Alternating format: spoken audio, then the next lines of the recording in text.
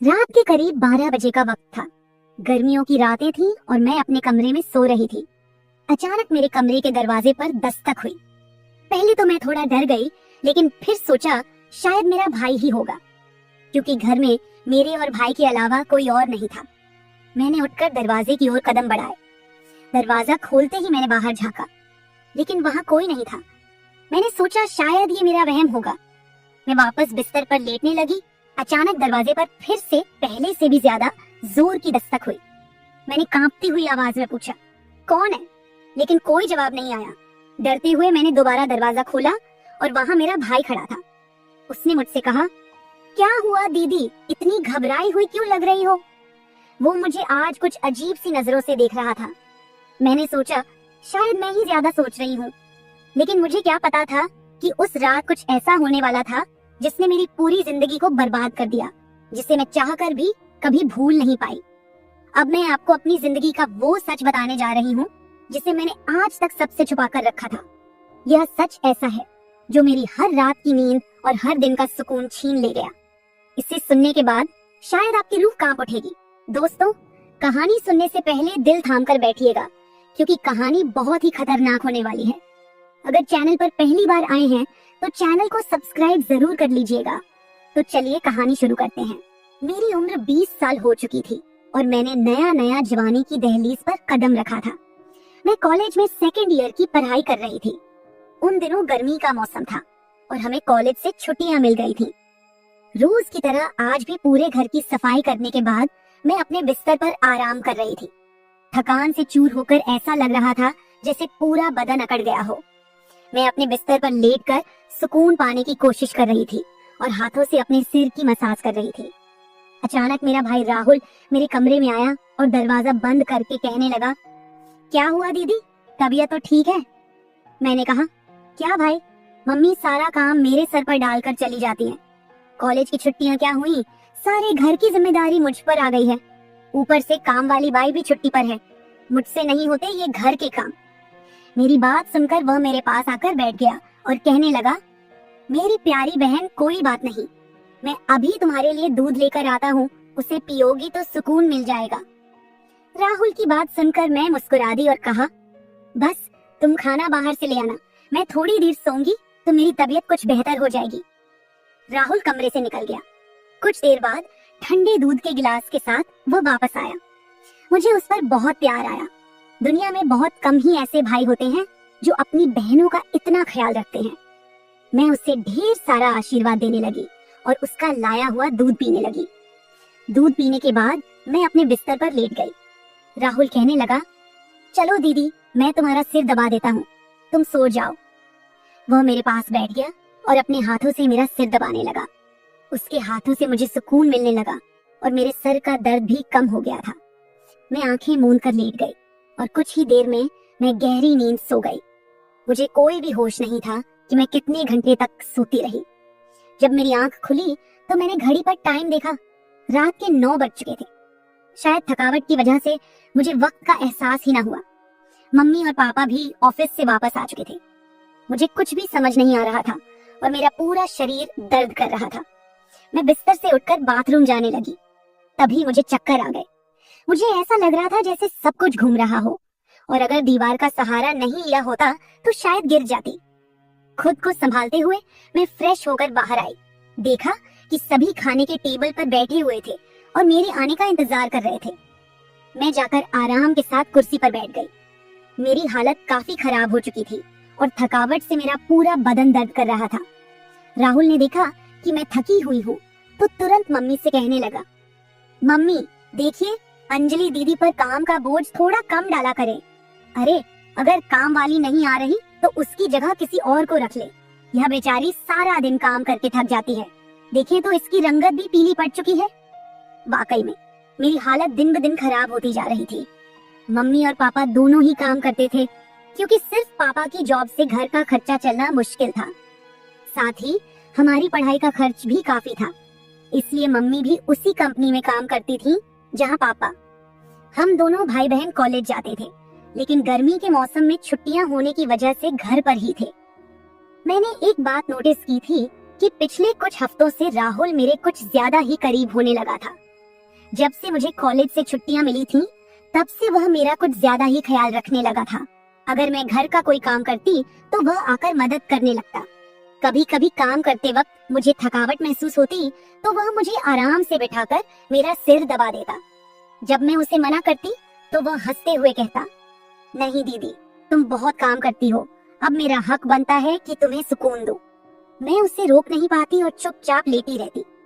लेकिन एक रात जो हुआ उससे मेरे होश उड़ गए थे। क्या राहुल कभी ऐसा कर सकता था?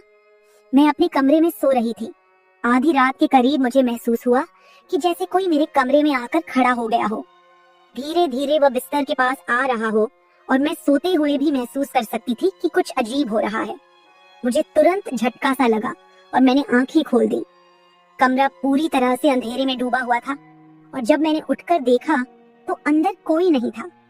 बस कमरे का दरवाजा थोड़ा सा खुला हुआ था और मुझे याद था कि मैं हमेशा सोने से पहले दरवाजा बंद करके सोती थी। तो फिर वह कैसे खुला था? मैं चुपचाप उठकर दरवाजे को लॉक करने लगी। फिर से बिस्तर पर जाकर सोने की कोशिश की, लेकिन जैसे ही मेरी आंखें बंद हुई मुझे फिर से कुछ कदमों की आहट सुनाई दी, जैसे कोई बिस्तर के पास आकर बैठा हो। और फिर मुझे लगा जैसे कोई मेरे पास आकर अपना हाथ बढ़ा रहा हो। मैंने पलट कर देखा, लेकिन कोई नहीं था। मेरी धड़कन तेज हो गई थी और मुझे घबराहट होने लगी थी। मैंने घबराते हुए कमरे की लाइट ऑन की और दरवाजा खोलकर बाहर झांका, लेकिन वहां कोई नहीं था। आज से पहले ऐसा कभी नहीं हुआ था जो अब हो रहा था। मुझे प्यास लगी तो मैं कमरे का दरवाजा खोलकर बाहर निकली। उसी वक्त राहुल भी अपने कमरे से बाहर निकला। मुझे देखकर उसने पूछा, क्या बात है, आप अभी तक जाग रही हैं? मैंने जवाब दिया, कुछ नहीं, बस ऐसा महसूस हुआ जैसे कमरे में कोई मौजूद हो। पानी पीकर मैं दोबारा कमरे में आई और पीछे पीछे वह भी आ गया। उसने कहा, आपको डरने की जरूरत नहीं है। अगर आपको डर लग रहा है तो मैं आपके पास सो जाता हूँ। मैंने उसे मना किया, नहीं, तुम्हें परेशान होने की जरूरत नहीं है, जाओ और आराम करो। लेकिन वह जिद करने लगा कि मैं आपको अकेला किसी भी हाल में नहीं छोड़ सकता। आपकी तबीयत खराब हो सकती है, मैं आपको तकलीफ में नहीं देख सकता। आप सो जाएं, मैं यही सो जाता हूँ। आखिरकार उसकी जिद के आगे मुझे झुकना पड़ा। मैं बिस्तर पर लेट गई और उसने भी सोफे पर तकिया रखा और मेरे पास में ही सो गया। लेकिन उस रात मुझे ऐसा महसूस हुआ जैसे कोई मेरी ओर काफी देर तक ध्यान से देखता रहा हो। उसने मेरे बालों को सहलाया, मेरे चेहरे पर उंगलियां फेरी और मैं सो रही थी। अगली सुबह जब मैं उठी तो मेरा मूड बड़ा अजीब था, लेकिन जब मैंने अपने आप पर गौर किया तो मैं हैरान रह गई। शुक्र था कि मैंने अपने आप को दुपट्टे से ढक रखा था। मेरी कमीज बेतरतीब हो चुकी थी। मुझे हैरत हुई क्योंकि आज से पहले मैं कभी इस तरह आराम से नहीं सोई थी। आज मैं बहुत खुश महसूस कर रही थी, न जाने क्या वजह थी।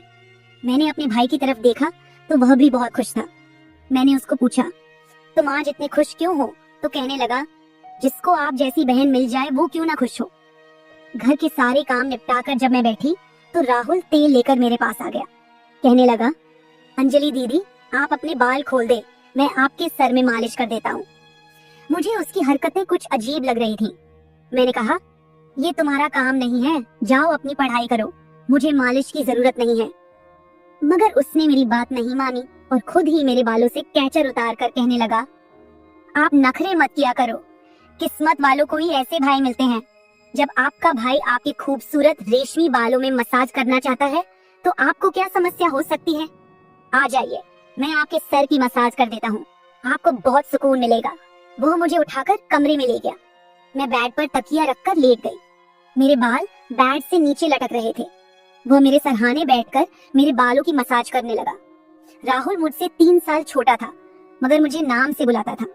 कहता, आप इतनी प्यारी हैं कि आपको देखकर दिल करता है कि आप हमेशा इसी तरह मुस्कुराती रहें और मैं आपका लाभ उठाता रहूं। वह मेरे सिर की मालिश कर रहा था और उसके हाथों में जैसे जादू था। मुझे इतना मजा आया कि मैं नींद की वादियों में खोने लगी। तेल की खुशबू भी बहुत जबरदस्त थी। तेल की हल्की हल्की महक कमरे में फैल चुकी थी। मैंने उत्सुकतावश उससे पूछा, ये तेल कौन सा है? उसने मुस्कुराते हुए जवाब दिया, ये एक खास तेल है जो आपकी सुंदर जुल्फों को और भी चमकदार बनाएगा। आपके बालों की खास देखभाल के लिए ही लाया हूँ। उसकी बातें मुझे बहुत अजीब सी लग रही थी। मैं समझ नहीं पाती थी कि वह किस तरीके से बात कर रहा है। मालिश के दौरान कब मुझे नींद आ गई पता ही नहीं चला। कुछ समय बाद जब मेरी आंख खुली तो मेरे पूरे बदन में भारीपन महसूस हो रहा था। ऐसा लगा रहा था जैसे किसी ने मुझ पर बहुत ज्यादा वजन रख दिया हो। मेरी टांगों और हाथों में अजीब सा दर्द था, मानो घंटों तक मैं किसी भारी बोझ के नीचे रही हूँ। पूरे बदन में दर्द सरायत कर रहा था। मैं धीरे धीरे उठकर बैठी और चारों तरफ नजर दौड़ाई। मेरे कपड़े हल्के हल्के गीले हो गए थे और पंखा भी बंद था। कमरे में गर्मी का एहसास हो रहा था। मैंने चक्कर खाती हालत में बेड से नीचे कदम रखा, मगर पैरों में जैसे जान नहीं थी। मैंने अपने भाई को देखा जो शांत और सामान्य नजर आ रहा था, लेकिन यह सब क्या हो रहा था?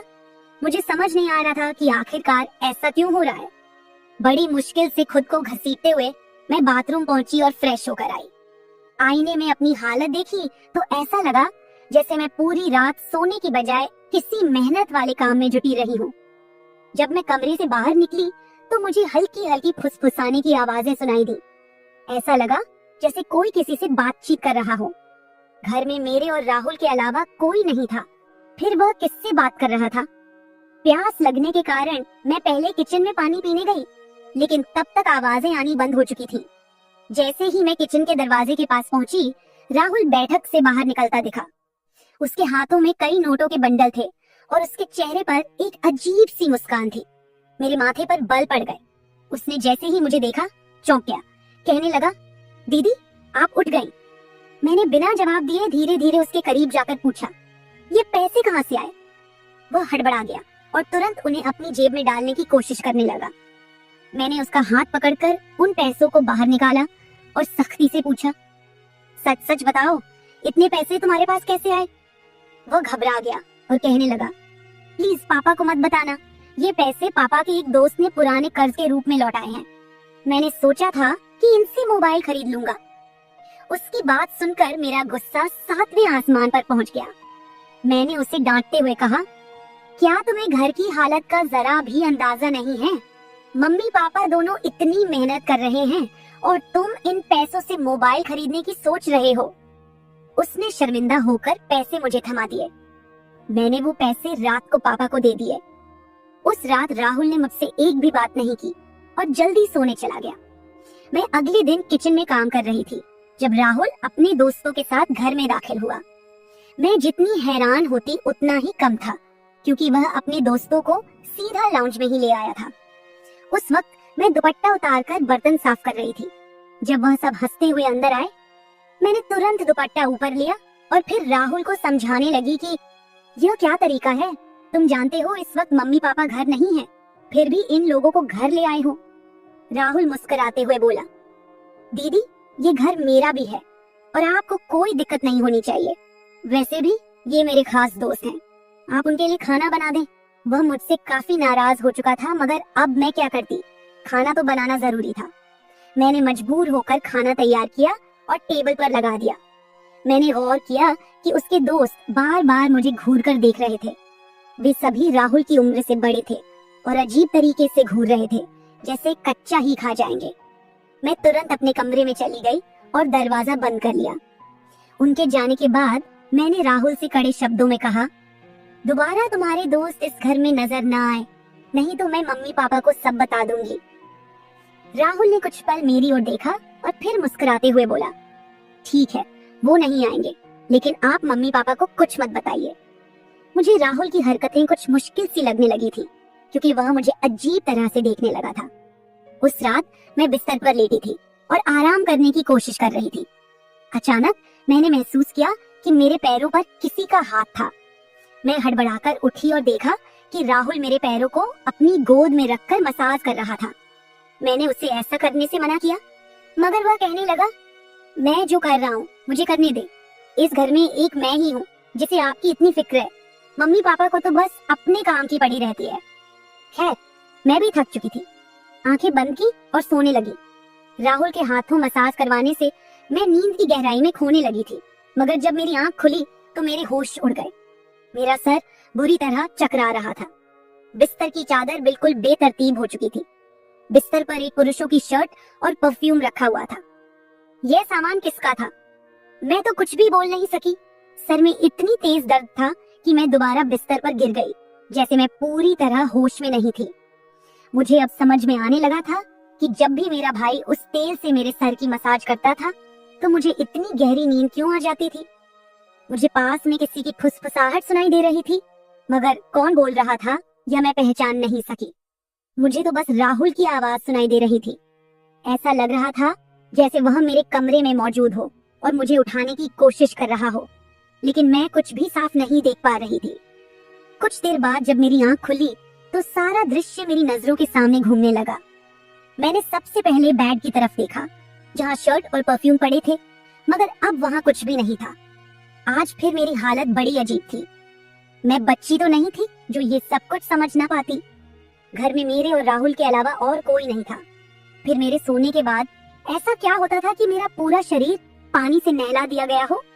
सिर्फ इतना ही नहीं, मेरा शरीर दर्द से चूर था और रंगत भी बिल्कुल पीली हो चुकी थी। दिन ब दिन मैं कमजोर होती जा रही थी। उस दिन भी राहुल मेरे करीब आने की कोशिश कर रहा था, मगर मैं बहाना बनाकर अपने कमरे में आ गई थी। दिमाग में अजीब से विचार आने लगे थे। तबीयत भी काफी खराब थी। माँ ने मेरी हालत देखकर पूछा, क्या बात है, तुम ठीक नहीं लग रही हो। मैंने कुछ नहीं कहा। माँ ने कहा कि अगले दिन वे मुझे डॉक्टर के पास ले जाएंगी। उस रात मैं बार बार उठ रही थी और ठीक से सो नहीं पाई। अगले दिन मेरे मम्मी पापा रोज की तरह अपने काम पर चले गए थे। उन्हें शायद मेरी परवाह नहीं थी। मैं खुद ही डॉक्टर के पास गई, जहां अल्ट्रासाउंड में पता चला कि मैं पेट से हूँ। मेरे तो पैरों तले जमीन खिसक गई। आखिर यह सब मेरे साथ कौन कर सकता था? राहुल मेरा भाई था, लेकिन फिर मेरे दिमाग में यह बात आई कि वह मेरा सौतेला भाई है। वो माँ की दूसरी शादी से हुआ था, जबकि मैं उनकी पहली शादी की औलाद थी। इस तरह की बातें मुझे गलत सोचने पर मजबूर कर रही थी। समझ नहीं आ रहा था कि कैसे अपने माँ बाप को यह बात बताऊं। राहुल मेरा सौतेला भाई जब मेरे पास बैठता तो कभी मेरा हाथ पकड़ता तो कभी मेरे गाल खींच देता।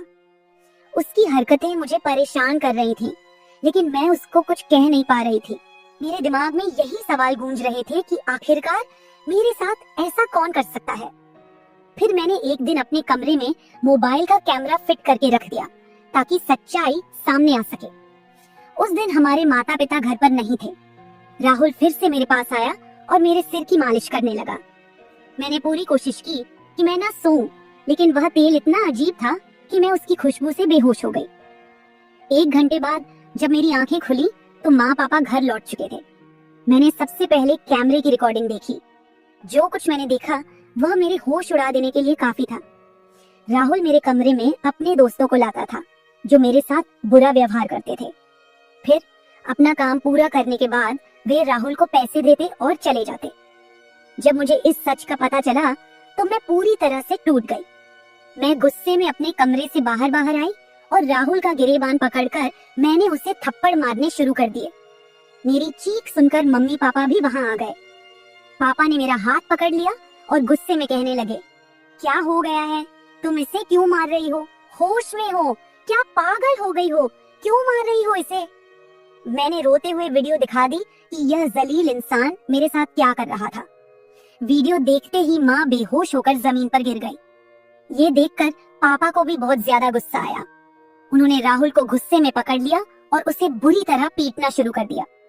उसके मुंह और नाक से खून बह रहा था। राहुल ने गुस्से में कहा, मैंने इसे कभी भी अपनी बहन समझा ही नहीं। मुझे पैसों की जरूरत थी। लोग इसके लाखों रुपए देने को तैयार थे। मुझे अपनी जरूरतें पूरी करनी थी, इसलिए मैंने यह कदम उठाया। मैं अपने कानों पर हाथ रखकर बस रोए जा रही थी। पापा ने उसे इतना मारा कि वो लहूलुहान हो गया, लेकिन जैसे तैसे खुद को छुड़ाकर वह घर से भाग गया और फिर कभी उस घर में वापस नहीं आया। इस हादसे को मेरे लिए भूल पाना तो दूर, इसे याद करते हुए आज भी मेरी रूह कांप जाती है। भाई वही होता है जो आपके सगे खून का हो। किसी भी अनजान मर्द के सहारे अपनी बेटी को छोड़ना बहुत बड़ी भूल हो सकती है, क्योंकि कुछ शैतानी सोच रखने वाले लोग हर वक्त इस ताक में रहते हैं कि कब किसी मासूम की इज्जत से खिलवाड़ करें। मेरी वीडियो देखने वाले सभी दर्शकों को यही गुजारिश है कि अपनी बहन बेटियों को कभी भी किसी अनजान मर्द के सहारे उन्हें अकेला न छोड़े और बेटियों की सिर्फ परवरिश मत कीजिए, उन्हें आत्मनिर्भर और आत्मरक्षक बनना सिखाइए। इस सारे मामले में आपको किसकी गलती लगती है? हमारे माँ बाप की जिन्होंने पैसा कमाने के चक्कर में हमारे ऊपर कभी ध्यान ही नहीं दिया, या फिर मेरी जो अपने सौतेले भाई पर सगे से भी ज्यादा भरोसा करती थी, या फिर इस समाज की जो बेटियों को कमजोर और बेबस मानता है। आपकी राय मेरे लिए बहुत मायने रखती है। कमेंट बॉक्स में जरूर बताएं कि इस पूरे मामले में आप किसे गलत मानते हैं। मैं अपनी कहानी आपके साथ इसलिए साझा कर रही हूँ ताकि यह किसी और के लिए एक सीख बन सके। यह सिर्फ एक घटना नहीं है, बल्कि एक चेतावनी है कि हम सबको सतर्क रहना चाहिए। अगर आपको मेरी यह कहानी पसंद आई और आप मानते हैं कि इसे सुनकर कोई और भी जागरूक हो सकता है, तो इसे शेयर जरूर करें। अगर आप ऐसी और भी कहानियां सुनना चाहते हैं जो मनोरंजन के साथ एक संदेश भी दें, तो मेरे चैनल को सब्सक्राइब जरूर करें। बेल आइकॉन दबाना मत भूलिएगा ताकि आपको मेरी हर नई कहानी समय पर मिल सके। कल फिर मिलते हैं एक नई कहानी के साथ। धन्यवाद।